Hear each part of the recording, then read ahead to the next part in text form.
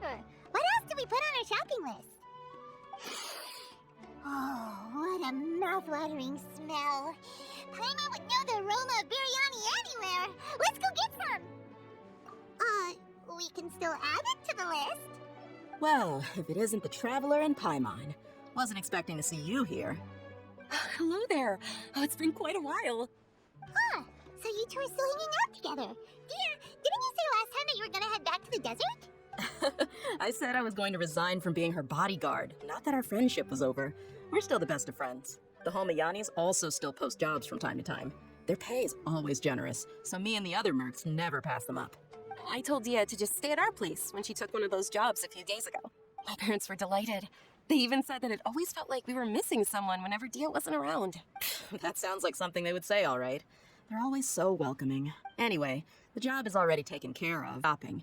But the master kept insisting, and I ended up staying for another day. You can stay for as many days as you want, Dehya. Father hasn't even gotten around to treating you to his best dishes yet. You know I'm not the kind of person to stay put in one place like that, my lady. Don't worry, though. There'll always be next time. What? She said they'll treat you to the best dishes! I can't believe you can still refuse that! But wait. Didn't you say last time that you would take me on a trip to the desert? Why don't you just take me with you today, when you leave? There are so many places I still haven't visited yet. I'm sorry, my lady, but no can do. There's still a few things I need to take care of back at the brigade. Besides, the desert hasn't exactly been the most peaceful place lately. Oh, come on. Not this again. That's also what you said last time and the time before that. I know, I'm sorry. Just give me some more time, and I promise I'll plan the best trip ever for you.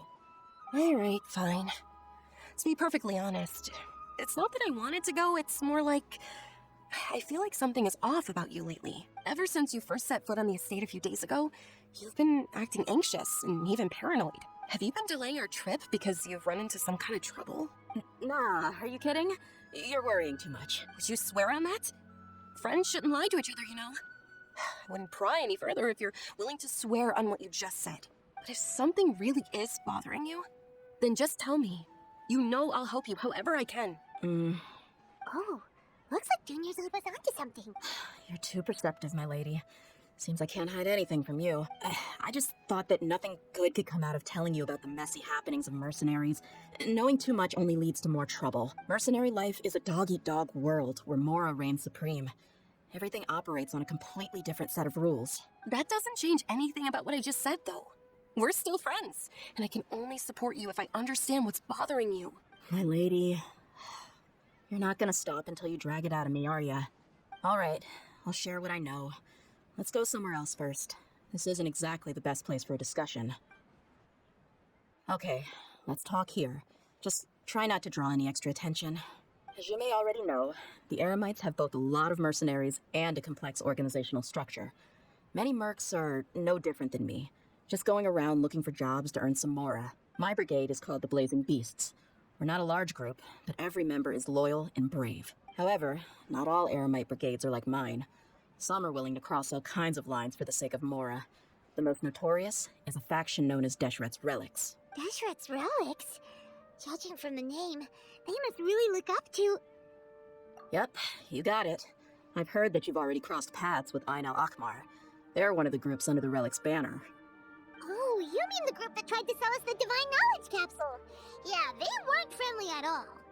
Deshret's Relics is composed of many smaller brigades like Ain al-Akmar. The Relic's headquarters issues orders to all brigades under his control.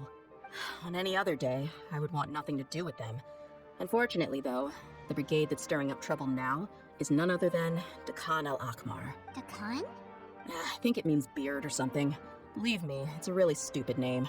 I found it insufferable for years. Anyway, the real issue is that Dakan al-Akmar is led by my father, Kusela. Say what now? I think I'm starting to understand your anxiety now. But what did they do? I won't go into details, my lady, but they've been involved in a lot of violent incidents. We're talking hundreds. Hundreds? Yep. The scenes tend to be quite gruesome, too. They strip the victims of all their valuables before murdering them. Not only have they targeted merchant caravans and ordinary citizens, but other mercenary brigades as well. That's beyond terrible. They won't even spare their own kind. I don't know how Deshret's Relic sees it. All I do know is that Dakan al-Akmar has become more and more aggressive over the last few years. If I don't do something about them, then even my brigade or the people of Aru village could become their next target. I just wish I knew what's driven him to do this. Yeah. How can your father do such terrible things? I don't know. People change. He's always been pretty pathetic. But at least in the past, there were still a few lines that he wouldn't cross. That's setting the bar pretty low. I mean, if he was even remotely decent, then why would I have to leave the brigade and cut all ties with him? He was loud and foolish, with no real sense of purpose. Instead of doing anything useful, he spent most of his time drinking and chasing after women. Of course, the other brigade members were just like him. Their ruckus would go on night after night. Sounds like a nightmare. What about your mother? Did she ever step in to stop them? Unfortunately, I never knew my mother. I'm sorry, Dehya. I didn't know. It's all right, my lady. That's pretty common in mercenary circles. Didn't I mention that my father was chasing after women? I was the result of one of those encounters with some random person. He told me that he wasn't sure who my mother was. And in any case, she never came to see me.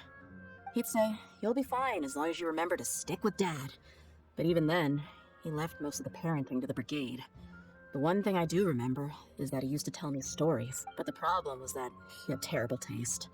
He only knew a few stories, and even those tended to be pretty stale. They were tales of desert warriors defeating dragons in the forest, or stories of mercenaries rescuing princesses from rebel armies. Sounds like your typical fairy tales. More or less, yeah. They were interesting maybe the first or second time around, but after about 20 repeats, they started to get a little dull. He seemed to think those stories were the best things ever, though. He was so into them that he'd call the whole brigade over and make them perform the whole thing as a play. Even the toys he gave me would all be story props. I'd get helmets, shields, and toy swords. It was only much later when I realized that the shows were more for him than they ever were for me. What an interesting guy. Yeah, I've always found him pretty childish, but that was something I could just shrug off. I had no reason to despise him until I grew up and learned the true face of Deshret's relics for myself. Looting, blackmail, violence, and fraud. They not only accepted such heinous acts, they would even openly boast about them. No one in the brigade was any kind of hero. Instead, my father and his cronies were more like the bad guys that needed to be taken down. Did they really think that as long as they didn't do any of that stuff right in front of me, I would never know? I think I can understand your feelings. The difference between perception and reality must have hit hard. Yeah, but don't worry, my lady. It's all water under the bridge to me now. I had a huge argument with my father and left that place behind for good. I'm not investigating them due to any bitter feelings I still have towards my father. I just want to protect those that are close to me. Yeah, I told the boys to gather as much information as they could. Most of the reports concern violent incidents, but there's also some talk of smuggling. I see. But isn't this investigation incredibly dangerous? It is, but every mercenary lives life on the edge. It's a lifestyle that I enjoy. That may be true, but it'll be impossible for those who care about you not to worry. Well, now you get why I didn't want to share any of this with you. What should we do? They both have valid concerns. Huh? But there's no need for you to get caught up in this mess, too. Well, she's super tough, so if she went into the desert with you, then Paimon bets the problem would be solved in no time. I'm inclined to agree. I'd feel a lot more at ease if you took her along to help. I'll wait for news from you in the city until then. Please, stay safe. I'm honored that you care so much for me, my lady. All right, then let's get moving.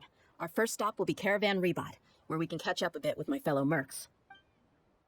Hey, Dehya, you're back. Are these two friends of yours?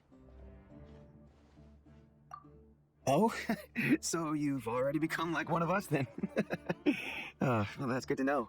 Anyway, since we've got a newcomer, let me fill you in on what the Khan al-Akhmar's been up to lately. They've become extremely aggressive. Apparently, even their own now have become acceptable targets. They even attack other relics brigades, just the same as any other mercenary brigade. Even the most ferocious beasts still protect their own. And it sounds like they've thrown that straight to the wind. That's right. Once they've collected enough loot off the other mercenaries, they sell it off to a different brigade, or turn to merchants on the black market. A portion of their profits is immediately exchanged for more food and weaponry to be used in their next violent operation. That's terrible. Yeah, and it really makes you wonder why they're so desperate for Mora. A few days ago, Isham and I trailed them for a while, and even disguised ourselves as merchants to conduct trade with them. We were able to learn a few things from the exchange. Rather than saying they're out to plunder and hoard Mora, it'd probably be more accurate to say that they're experiencing an internal power struggle. Wait, a power struggle? You heard me right. The vast majority of their victims are mercenaries from the other brigades of Deshret's relics. If their only goal was Mora, they could have gone after anybody. The targeted nature of their attacks points to a power struggle between the different brigades within the relics. That's the only plausible explanation we have. Unfortunately, we weren't able to find out anything more specific. It seems they're also trying to keep things under wraps.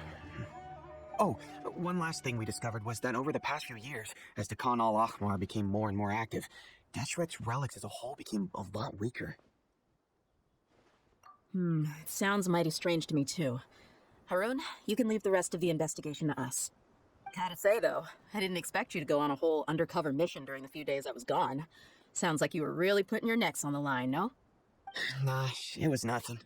We're just as concerned about the situation as you are. The Khan al-Ahmar is your father's crew after all. What he said. Besides, Dehya, haven't you done more dangerous things than all of us combined? What we did is nothing compared to your experiences. Yeah. And while they went to talk with Khan al-Ahmar, I took a look at the last camp they attacked.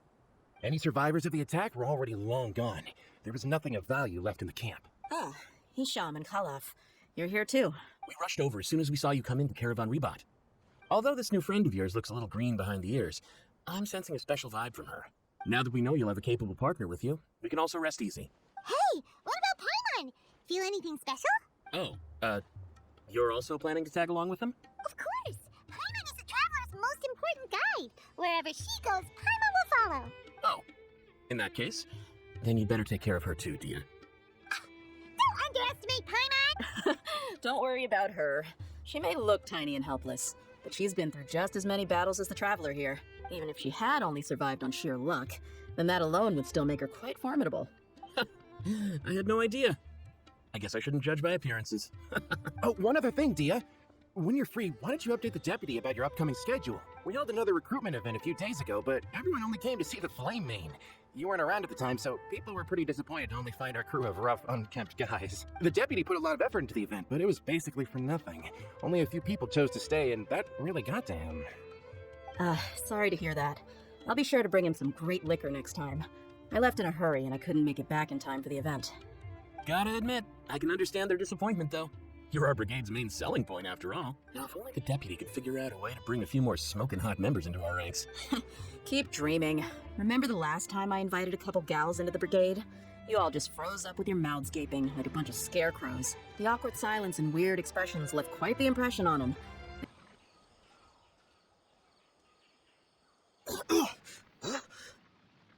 You're the Flame Main. Good. That saves me an introduction. All right, time for a little talk. Are you buddies with the Khan al-Ahmar now? Tell me, what are they after? You know the code of being a mercenary just like everyone else. The first rule is to never divulge key information about our employer. What makes you think I'd talk? That might have worked on an amateur, but I know you're just looking to protect your reputation. Think about it, though. What's your reputation worth if you won't have the other tools you need to succeed in this line of work? Tools like, I don't know, your limbs or eyes?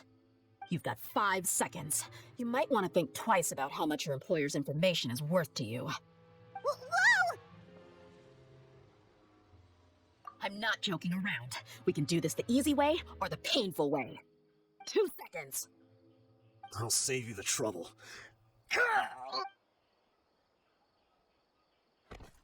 Huh? Are you crazy? He tried to bite off his own tongue.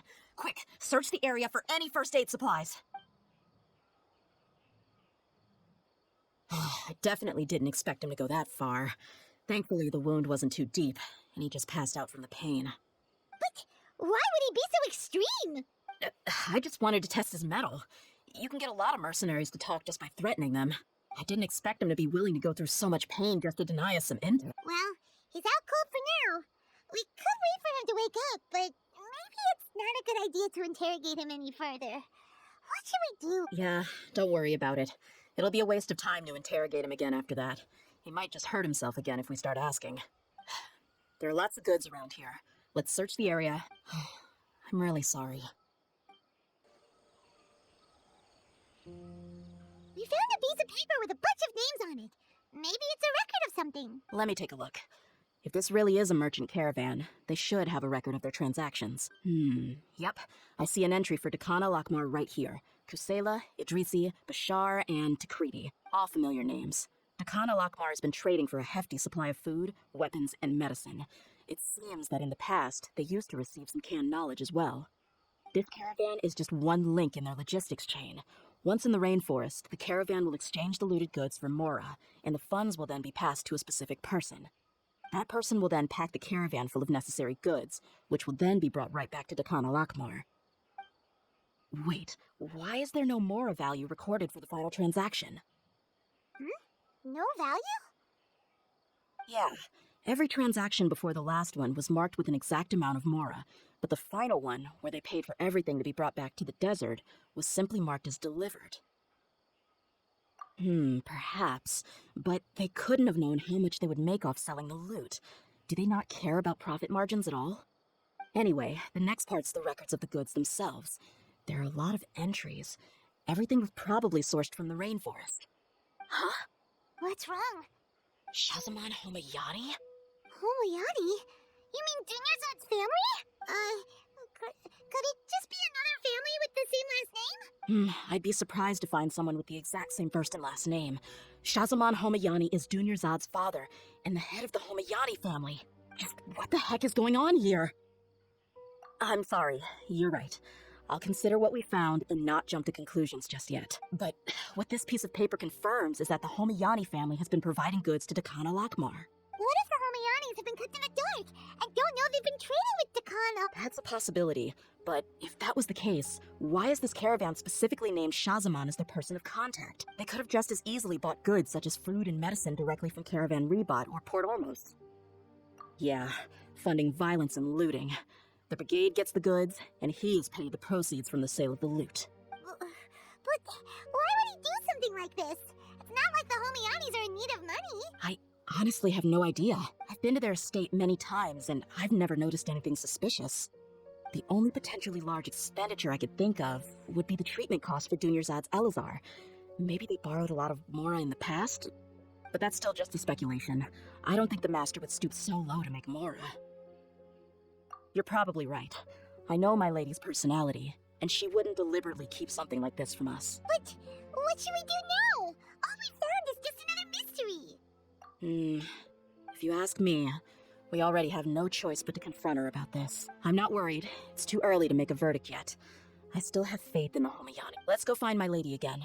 We'll tell her everything and see if she's willing to lend us her support. If we're lucky, we can not only figure out the mystery of this paper, but also follow the trail of breadcrumbs to the people responsible at Dakan al-Akmar. Dehya, are you sure this is the best decision? What if instead of getting the help we need, we just end up revealing everything we've discovered to the enemy? I've considered that possibility. But even still, I want to tell her what we found. I think I owe her that much. True friendship is built on trust. She showed genuine concern for me when we first brought up the topic.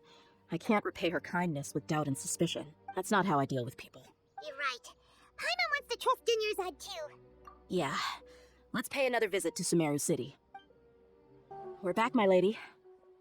Oh, you're back a lot sooner than I expected. You mustn't have run into any trouble then. Well, how did it go? What did you come up with? Actually, we're still investigating. It's just that we've discovered something strange. I see. The clues you found have led you back here, in the city? Something like that. Yeah. You all look a little dispirited. Whatever you found must not have been very encouraging after all. Why don't you discuss it with me? Maybe I'll be able to say something to cheer you up? It's okay, my lady. It's not so much about me being upset with my father or anything like that. How should I put this? So something is wrong. Even the Traveler and Paimon have been uncharacteristically quiet. On any other day, Paimon would have already waved to me with a smile and shouted, "Dunyarzad, we're back!" So tell me, what happened? Well? My lady, please prepare yourself for what we're going to tell you next. It concerns the Master. The Master? You mean my father? Okay, I understand. But don't worry about me. I'll listen as attentively as I can. My father has been supplying goods to Dakan al-Akmar? Yeah, it makes as little sense to us as it does to you. I've never doubted the Master's integrity, so I'm having a real hard time rationalizing how he could ever support an infamous brigade like them. Maybe he's not actually aware of the full story and just stumbled into the deal by accident. I can't help but agree with the traveler. Huh? You mean you feel the same way, Dinyarzad? Thank you for sharing all this information with me. Since you've told me everything you know, I should also tell you about some doubts that I've been harboring for quite a while. In the past, I thought that my father hired a bodyguard for me so that I wouldn't run away and get lost. However, there are plenty of capable mercenaries in the Core of 30. Why did my father go out of his way to hire Dehya? About that. Well, the Homiyanis really needed bodyguards, so they reached out to the Blazing Beasts. Later, the Master told me that I was one of the best mercenaries he'd ever seen, and that I should stick around to become one of his bodyguards. He offered me a pile of Mora, so I just signed on. Well, but that didn't really answer my question. Just think about it. Why did my father specifically reach out to the Blazing Beasts? Maybe the Core of 30 just didn't have anyone available, or maybe someone recommended us. I've never given it too much thought. I think I get what you're saying. You think none of this was a coincidence. Precisely. At first glance, nothing seems strange or out of place. But there are many parts of the story that don't actually make any sense. If my father had always been in contact with the Khan al-Akmar, then it would make sense for him to bring Dehya into our house. You mean the goal all along was to get Dehya to be your bodyguard? No, that's too much of a stretch. I cut all ties with my father a long time ago. He has no control over my life anymore. But that still doesn't rule out the possibility that your father has still been trying to influence your life without you knowing. So, the Master was not likely an innocent victim in all of this? Sorry we put all this on you so suddenly, Dinyarzad. It's okay, Paimon. I should actually be thanking you. Regardless of his reasons, if my father has truly been funding a violent group of mercenaries, then it's my duty to bring him back to reason. But is that really the right thing to do? My father has committed many atrocities and deserves all the punishment that he has coming to him. I have zero sympathy for him. You may call me an ungrateful child, but my feelings will remain the same. However, the Homiyani family has treated me with nothing but generosity and kindness. If we decide to investigate this further, we could end up implicating the entire Homiyani family. I would be biting the hand that's fed me over all these years. Dehya. It's all right, Dehya. If anyone were to ask, you could always just say that I'm the one who instructed you to get to the bottom of this. You don't have to do that, my lady. I'm not conflicted because I'm afraid of taking responsibility. Besides, you're the one we should all be worried about right now. Hey, it's still too early to give up hope.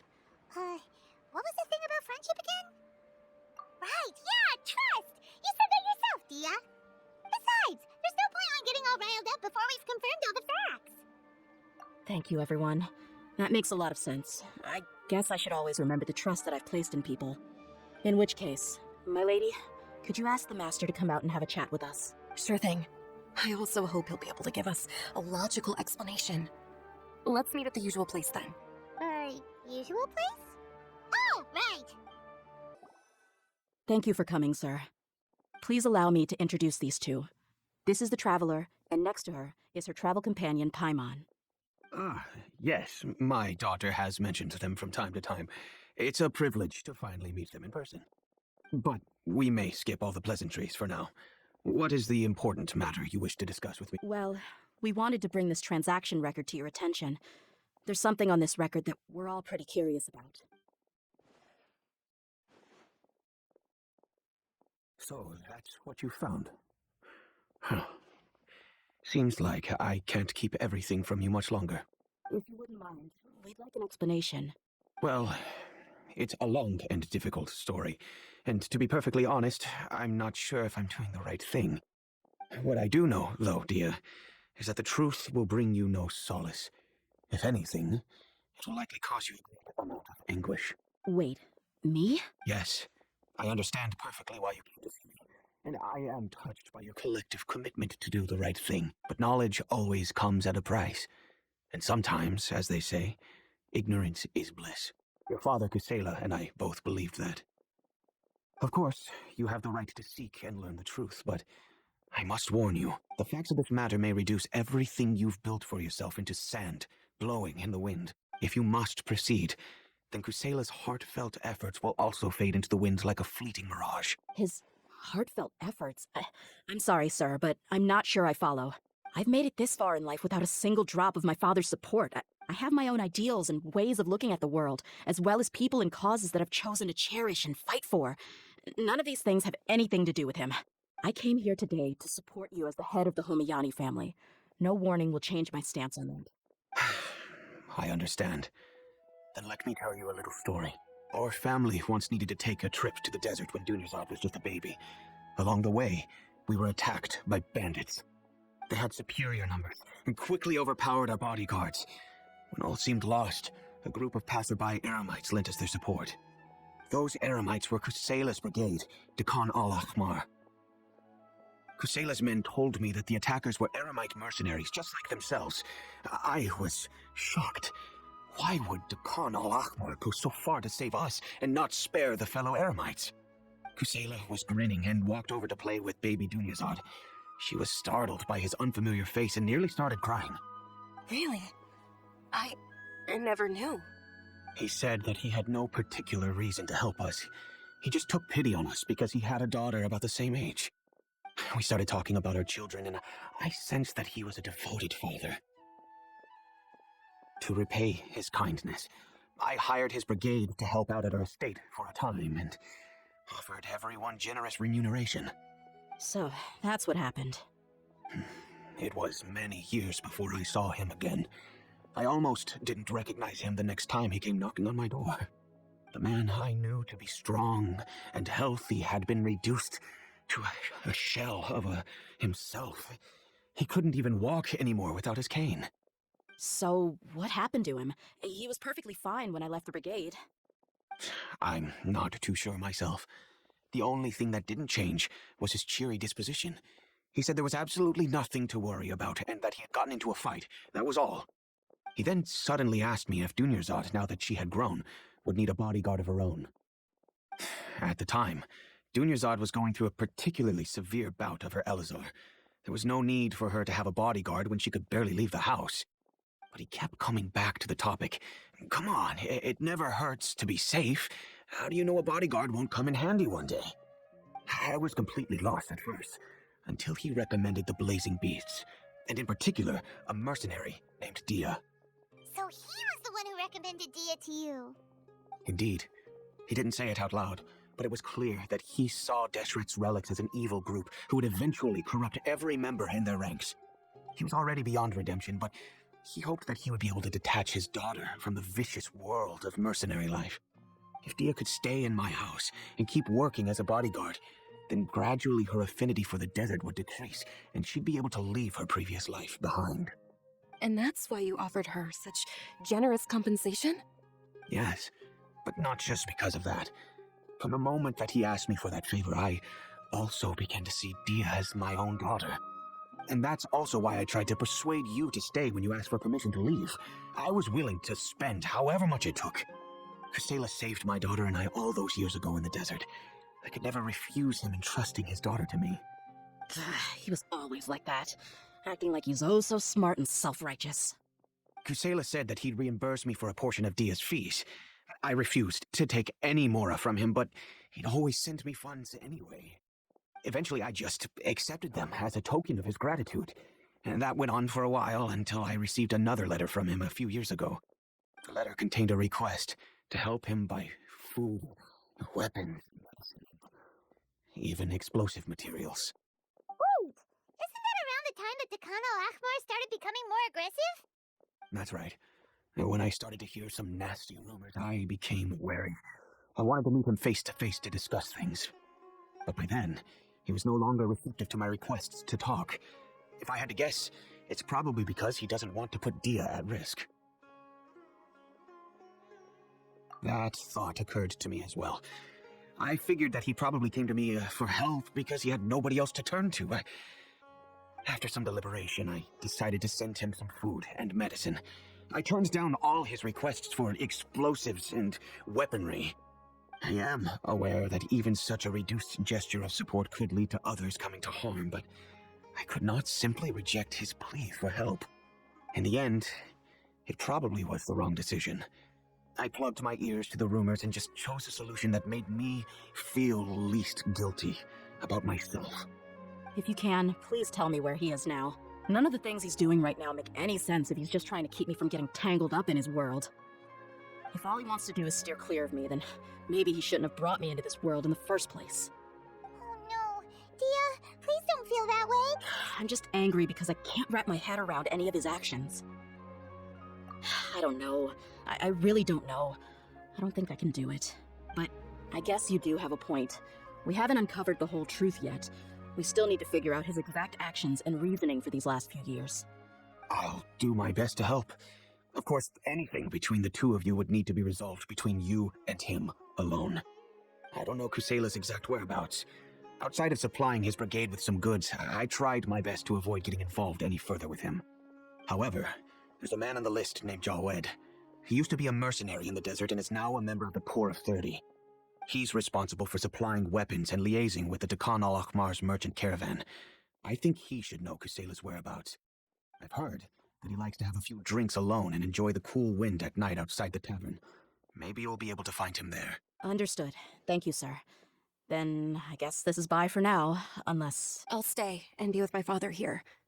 To be honest, I'm still a little dazed and haven't finished processing everything quite yet. My father has indeed done something wrong, but if I think about it, I'm also not sure if there was a right way to handle this problem. I feel like our only course of action is to turn everything we know over to the Corps of 30 and let them render judgment. Yes.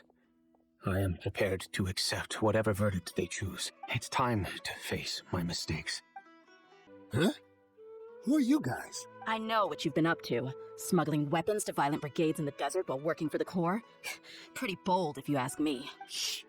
Keep your voice down. How do you know all that? Come with me. We should take this elsewhere. I'll be happy to talk things over once we're somewhere private.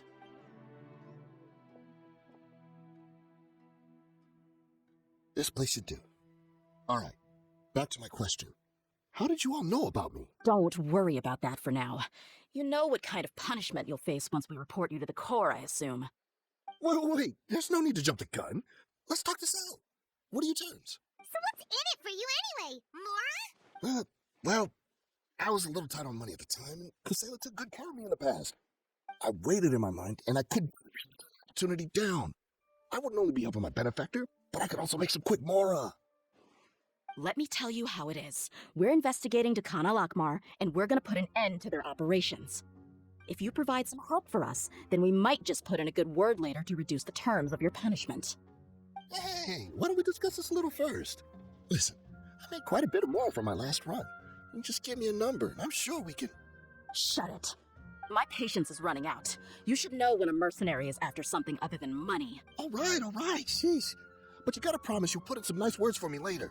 They're always on the move. Here's the spot they were at the last time I made my delivery to the desert. Feel free to go have a look. I'm just telling you, though, it's not on me if they're not there anymore. Sure. And then you can forget about any nice words from us. Hey, come on. Now you're just being unreasonable. Really? And how do I know you're not leading us straight into a trap? Don't forget, you're the one with no bargaining chips. All right, I get it. Why don't you go take a look, and if they're not there anymore, I'll try to figure out something else for y'all. Now that's more like it. Let's move. Seems like we're in luck. That should be their camp right up ahead. Let's go. We'll finally get to the bottom of this ourselves. Oh, she's so strong. Enough fighting. We all know each other, and I don't want to take things too far. Just bring Kusela to me. There's no use hiding him anymore. Did you understand a single word I just said? Or do I need to bash your skull in some more? All right, everyone, let's all just calm down for a second.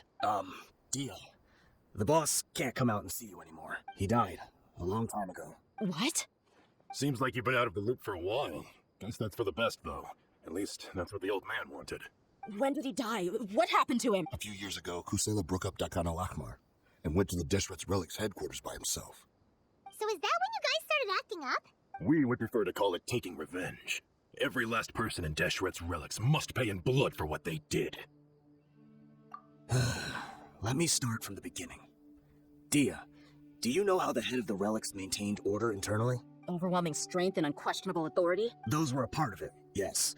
But just those on their own weren't enough. They had another tool at their disposal. They called it a person's record, regardless of whether they joined by their own will or were coerced. Every person in Deshret's Relics were forced to leave a record of themselves at headquarters, whether it be their deepest sin, some unforgivable act, or their most immoral exploit. The records serve both as a symbol of loyalty and the perfect material for blackmail. That's precisely it. Every one of us have a record. Me, Bashar, Tikriti, and all the boys who grew up with Dehya and ended up joining our ranks. But you, Dehya, you were never asked to provide a record, were you? I never even knew this was a requirement. You were probably the only person in all of Deshret's relics who didn't know about it. Ever since you were born, Boss had been trying to shield you from this organization's sinister rules. Not only that, but he also banned all of us from committing any nefarious acts. He said he'd take care of the dues we had to pay regularly to headquarters. But in the end, he was just an ordinary person. What could he do? He was forced to go to headquarters again and again to account for missed dues and incomplete records. He'd come up with all kinds of excuses and get beaten up as a result. We all knew he was doing that for you. He wanted to get you out of this world, no matter what it took. And that's why he became a shell of himself and couldn't walk without a cane. Wait, but that doesn't make any sense. I didn't know about any of this, and I'd never seen him get injured or beaten. Because you were too young at the time. How would you ever tell between wounds from a beating and wounds from battle? When you left home after that final argument with him, he seemed to age by a decade overnight. Even his hair went gray. So even the blazing beasts were... Yep. It was all his doing. Had he not arranged them to come to you, you probably would have been reduced to a pulp before you ever left the desert. A few years ago, Boss said he needed to make another trip to headquarters. He was already pretty weak then, and we all assumed he was going to get beaten again. I suggested that he hand the role of leadership over to me, but he said there was no longer any need, since the Khan al-Ahmar would soon be no more. His words made no sense to me, but that night, we heard that a massive fire tore through headquarters and razed everyone's records to ash. Everyone gained their freedom that night. Many members fled, not just from our ranks, but from the other brigades as well. But how could we leave with a clear conscience? All of us who knew exactly what had happened. The boss can't have just died for nothing. Those heartless jerks at headquarters took him from us. From that point on, the sole purpose of the Khan al-Ahmar became revenge. The big fire that Boss started was quite a blow to headquarters' strength. It's given us the opportunity to launch our attack. Even though we're outnumbered, we vowed to see our revenge through to the very end. There were people from headquarters who changed their names and went into hiding. Some fled to other brigades, and others escaped to the rainforest. But we won't let any of them escape our wrath. They'll all pay for what they've done. We've suffered plenty of losses as well. To keep going, we need an enormous amount of supplies. From food and medicine to weaponry and explosives. All we can do is exchange our loot from Mora, and then use that to get supplies. We forged Boss's handwriting and sent out many letters to his former friends. Thankfully, many people were willing to come to our aid. We were also able to attract many mercenaries who shared our goal. We've endured unspeakable pain to win many impossible battles. Deshret's relics have become weaker and weaker, and now we finally have an opportunity to directly strike their headquarters. Paimon doesn't know what to say anymore. We do know right from wrong, but we were sinners from the very beginning. We do not deserve the freedom that the boss won for us with his life. Boss always loved his old-fashioned hero stories. Those tales about sacrificing yourself to save the world. We used to always laugh at him for it. But in the end, he really went and lived those stories out himself. As for me, I never considered myself a hero. We're all the lowest of the low. We have no right to even imagine such an existence. But maybe those hero stories he liked foreshadowed everything that was to come. The spirit of the hero touched all those he had saved, and more people joined his cause. Maybe we were all just acting along with the play in the beginning. But as we acted the parts and recited the lines, we were drawn in. And now, we want to see the story through to the end. I'm sorry, Dehya. I know you always found us insufferable ever since you were young. Just think of this as a madman ranting. I'll go with you. Huh? Dehya? You want to go with them? I grew up with these guys, and I know they're not bad people. It's just that some situations get so bad that it's difficult to tell good from evil. All I know is that Deshret's relics must be destroyed. Furthermore, I want to go see the place for myself. I want to know if my father is still there. I know you don't want to get involved in this, so there's no need for you to tag along. I can do this on my own. Yeah, Paimon feels like we'd only regret it if we don't see this through to the end. Thank you. We'll be a lot stronger together with you. I bet Boss would lose his mind if he ever knew you'd join us at the very last moment like this. Considering all the losses and injuries we sustained, We can't afford to turn down someone as powerful as you. He can think whatever he wants. But the fact is, I owe him this much. Wow. Paimon didn't expect it to look like this on the inside. They should all be holed up in here. Don't know how many people they've got left, though. Who cares? We'll round up all of them. Still, we should be careful. Even if they've only got one shot left, it could still take us out. Yeah, we'll know what they're really capable of once we've landed some hits on them. Deshret's relics may have been a force to be reckoned with before, but their name means nothing now. Yeah, they don't stand a chance with you here. I'll take the lead. I've been here once before. This way, follow me. We're almost there. Wait!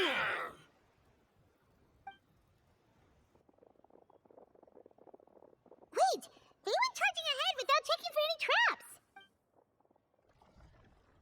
Hey, you guys okay? It seems like we just got trapped in here. Don't think we triggered anything else.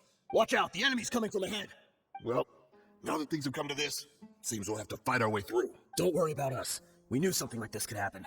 Go and take a look around. There could still be another way through. Let's go! We can't let the boss... Let's check if there's another way! The sooner we can make it through to help them, the better! Let's see. I think I see a way through over there, but it's being blocked by something. Let's try our luck with that mechanism. Okay, let's go!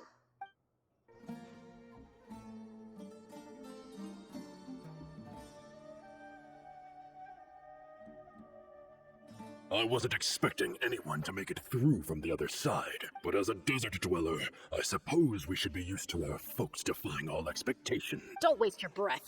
You have nowhere to run. Run. Had I wanted to run, I would have fled 1,000 times already. I witnessed the golden age of Deshret's relics. Even if I could leave this place behind, all that awaits me now are endless days of humiliation, and even now, my brothers and I still believe in one thing. The greatest should never live to remember their form. So you want to go out in a blaze of glory? Let us draw our weapons! We will show them the true power King Deshret bestowed upon his follower. They are but two, while we hold within ourselves the entirety of the relic's glory. The commander has finally fallen. But they're still coming at us! This place is like a gladiator's ring! They just keep coming no matter how many we beat! Yes, keep fighting! There's no need to fear, and no need to back down! When the next wave comes, try to draw away their attacks. I'm going to see if I can take out that high platform.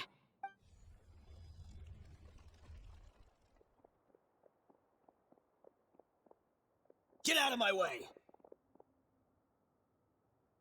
Come and face me, Michel! So they've broken through the front as well. Apologies, Lord Michel. They fight like absolute madmen! No matter how much we throw at them, they just keep coming for more!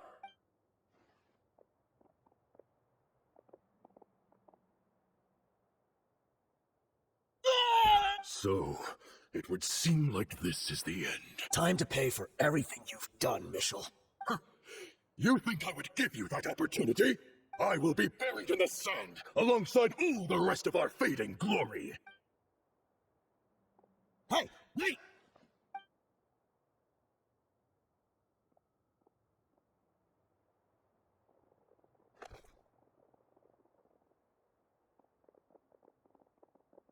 We were too late. It's over. There's no more need to fight.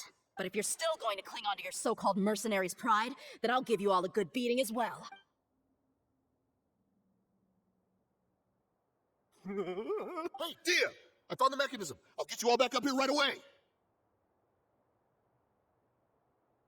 Let's go. Who are you filthy rats? And why are you always pestering us?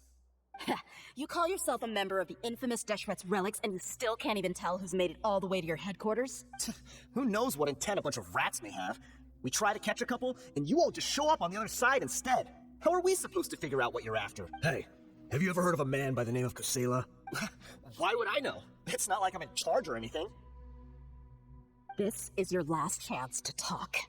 Hey, I said I don't know anything. I'm just an average member here. I'm telling the truth. If you're here to find someone, why don't you look through the records yourselves? Who can remember every name and face with so many people coming in and out every day? The irony. His life became a light for so many, yet to others, it wasn't even worth remembering. Where's the records room? And it's right over there. All the files are in there. You can go through them as much as you want.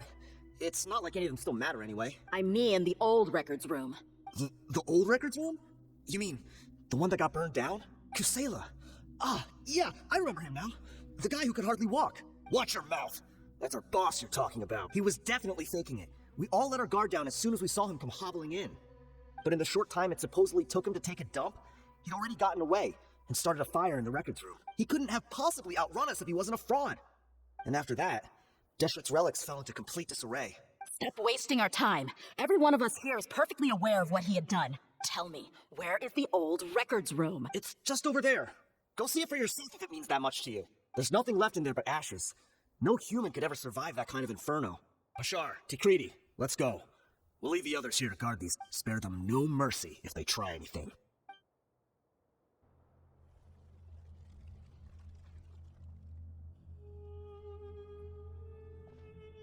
So, this was his final destination. How did he do it? Getting past all the guards with a limp and sneaking in here to start a fire? If he was nimble enough to do that, then he must have been able to get out of here after starting the fire, right? Yeah. I'm sorry. I know it's just wishful thinking. Let's look around. Maybe we can find something that's been left behind.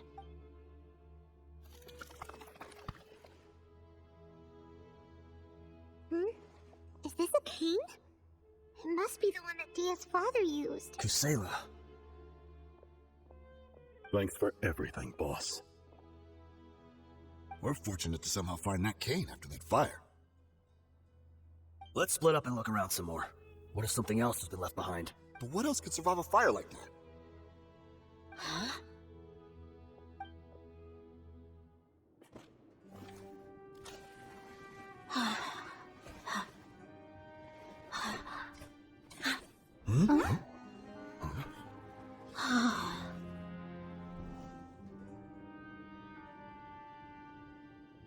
Thought so. Wait! Isn't that the toy sword you played with as a child?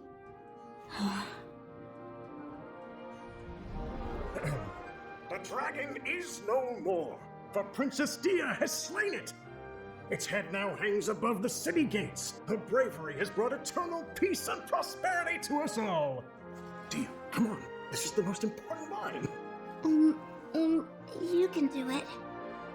But Dehya, you defeated the dragon. Everyone's waiting for your speech. Still too shy, huh? All right, I'll do it. I hereby proclaim our victory. Evil shall plague us no more.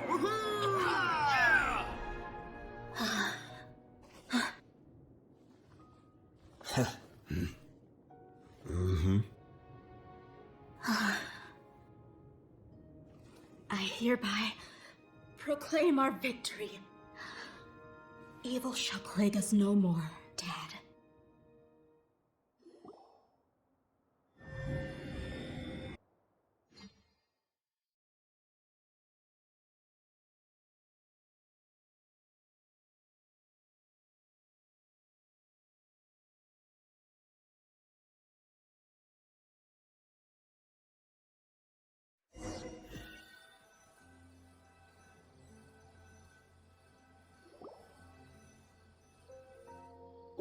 What's this? Don't you remember? You asked Paimon what she would do if she were to wake up tomorrow with loads of money. And Paimon said that she would get boatloads of tasty snacks. You looked super confused at the time, but said it was an adorable thing to say. These opportunities don't come by often. So today, Paimon's gonna treat you to a special crash course on Paimon's life philosophy. Hey, this way you get something from the both of us for the price of one. Anyway, the point is that you should eat to your heart's content. You'll feel better for sure once you've gotten something, and your junior Zad will also be here shortly. She's already heard that we're back. Aw, thanks, you two. Honestly, this is very unlike me. I just had a lot on my mind on our way back, so I didn't know what to say. My chest was filled with all kinds of intense emotions. That just shook me even more than all the feelings we've shared during our previous adventures. But when everything came to an end, those emotions also vanished without a trace. and I was left feeling more empty than ever before. It was as if I'd lost the thing that was most important to me. Yeah, you're right. To many mercenaries, Mora is the most important thing in the world. But perhaps to us, it's the most worthless thing of all. Idrisi and the others all used to say that they would quit if there was no Mora to be had. But when it came to avenging my father, there was no Mora to be made anywhere. My reality shattered when I found out that the father who always told me hero stories was in fact a bad guy. But look at me now. Am I any different? Despite all my promises about never forgiving him and never trying to understand him, I still went to such lengths to find out the truth, and nearly even shed tears for his sake. We're hypocrites. All of us. Yeah, you're right. It's just a pity that we often only recognize our true feelings after it's already too late. You're back! Are all of you alright? Ah, there she is. Yeah. Many people from the Corps of 30 came over, and I just wrapped up everything with my dad. All I can do now is wait for their verdict. Huh? Dehya, you're looking quite down again. Paimon will explain. A lot happened while we were gone. I'm sorry. I really should have controlled my emotions better. It's all right, my lady. You were hurt by all of this as well. Truth be told, I'm starting to feel a little guilty watching you cry like this. Dehya, oh, your pain must be even worse. You shouldn't need to comfort me. Hey, don't worry about me.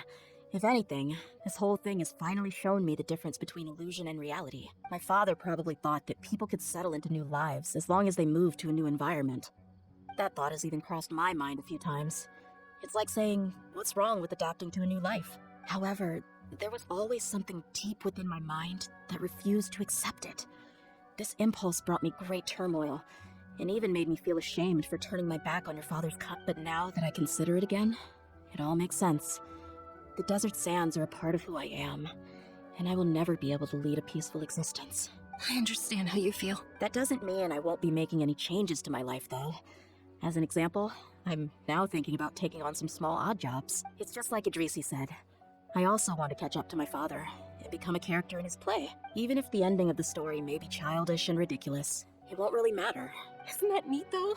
Oh, you'll be a whole new kind of mercenary, one that's not out for Mora. Why don't we go for a change of scenery once we finish eating? What about stopping by the Grand Bazaar again? Right. You said you wanted to get a rug for your family. We'll come along too. I can't thank you enough for taking care of me this entire time. Oh, this rug here is quite something. The craftsmanship is exquisite, and the fabric is also of high quality. Ah, here you are. Finally, I found you. Hey, aren't you that mercenary who bit his tongue? You can still talk? Wait, are you here to take revenge on us? What are you talking about? Do I look like I could take you on a fight? I just came here to give you something. I'll be on my way to give myself up to the Corps after this. Once I woke up, I hurried to the Khan al-Ahmar's camp, hoping to alert them to your presence. But when I got there, I found no one except the members who were still too injured to move. Ah, so you probably got there after us. Yeah, they told me that they had exacted their revenge, and everyone had turned themselves in to the authorities. Even that last camp was not going to last for much longer. I had joined the cause to repay an old favor from Kusela. Now that everyone's already turned themselves in, I might as well do the same. One of the injured members gave this box to me, and told me that it contained some of the old man's last possessions. Everything left in the camp will get confiscated, so I figured I should give this to you before the Corps could get their hands on it. Thank you. No worries. We're all just living our own truths. There's no need to comment or judge anyone for it. So this box contains everything that Dia's father left behind. Huh. It feels lighter than expected. Well, back in the day, the first thing he did with any Mora was spend it on things like drinks and meat. But let's see what's inside. What's this? It's just a bunch of junk. Ugh, it kinda stinks. Perhaps it's just been left unopened for too long. A handwritten copy of a storybook. The paper's already yellowed, and it looks like it's about to fall apart. It was against the Academia's rules to possess books for personal use. If he was going to break that rule, he could have at least copied something useful. That probably means this was really important to him. Ah, and here are a few bags of children's snacks. The packaging's completely deteriorated. Maybe that's where the smell was coming from. Did he get those for you? Yeah, but here's the thing though. Even when I was a child, I was never a fan of these kinds of snacks. He'd always say that he got them for me, but in the end, he always ate more than I ever did. Who even leaves snacks in a box like this anyway? Isn't that just common sense? Forget it. Let me see what else is in here. A razor, some buttons, some round iron tiles, a wooden toy puppet, a wool scarf, which from the looks of it probably belonged to a woman, and a hair clip? Why are these things here? I'm suddenly feeling a little scared. I'm sorry, my lady, but this is just the kind of man he was. He probably saw this box as some kind of personal trash heap and dumped any and everything in there. 2 empty liquor bottles. Tell me, you guys, are these the kinds of things that a normal person would leave behind? Huh? There's something in the bottle! Oh, you're right. All right, I got it out. It seems to be a piece of paper with some writing on it. The bottom part's all damaged from moisture, though. Let's hope the writing didn't smudge. I was suddenly seized with an urge to write a letter after finishing this bottle. I just folded it up and left it in the bottle, though. If I end up forgetting about it, it won't really matter. To Dehya. It's a letter from me? It's all right. I'll just read it out. If he went to the trouble of writing a letter, there must have been some important things that he wanted to say. Or at least record down. My condition's becoming worse and worse. Can't even walk without a cane anymore, much less go out and have fun. Guess I don't have many days left. If you're reading this letter, then I suppose I'm already long gone. You were adorable as a baby. Everyone loved you. And regardless of whether you were crying or laughing, everyone enjoyed having you in the group. But once you grew a bit older, you were no longer nearly as happy or cute. It's probably Idrisi's fault. He was never up to any good. Can you believe this guy? He can point the finger at himself. Anyway, back to the point. To summarize, I'm writing this so you would know not to feel sad for me, even if you end up finding out the truth. The reason being that I was never your father to begin with. Wait, what? Surely, he must be joking, right? I don't know. I was quite formidable when I was young, and 100 times cooler than some so-called flame main. Really felt like the whole world was under my feet. With just a teeny tiny bit of effort, I felt I could rule over the entire desert. But as fate would have it, I went out into the desert for a drink one day and discovered a baby in the sands. It was you. You were just lying there, small and helpless. You were so tiny that if the wind blew for just a little while longer, you would have been buried forever. But your cries were so loud they made my head hurt. Now that I think of it, you really were a bundle of energy. Sounds like he's serious. I told Idrisi and the others that I had slipped up with a woman while out and about. None of them even doubted me. I'm sorry that I had to lie to them for so long, but I really had no other choice. I was their most esteemed leader, after all. It's not like I could just tell them that I suddenly wanted to play at being a father. At this rate, I'll puke up all the liquor I just drank from this bottle. Anyway, Dehya, you possess the kind of freedom and kindness that we could only dream of. As far as how you should live your life, that'll be up to you to decide. That's the end of the letter. In the end, he was still thinking of me as a little child. I suppose, or I would have suffocated under the sand a long time ago. He was a good father to you. The fact that he wasn't a blood relative doesn't change that. Yeah, it's just a pity that we had to learn the truth of everything like this. Do you already have some ideas about the decision that he wanted you to make? I do. If he first found me alone in the sands, then I want to try my hand at finding the person who abandoned me. I just have one wish. To tell them a story. That there once existed a childish and foolish jerk with a heart of gold. And that only under his care was I able to grow and mature into the person I am today. If you're ever finding any leads, can you share them with us? We go on adventures all the time. Maybe we'll be able to find some information for you. Sure, I appreciate it. I wasn't expecting you to be so enthusiastic. I'll help too. Thank you. All of you. Thank you so much. My life has certainly had its twists and turns, but I've always considered myself lucky. Because no matter where I've gone, I've always been surrounded by incredible kindness.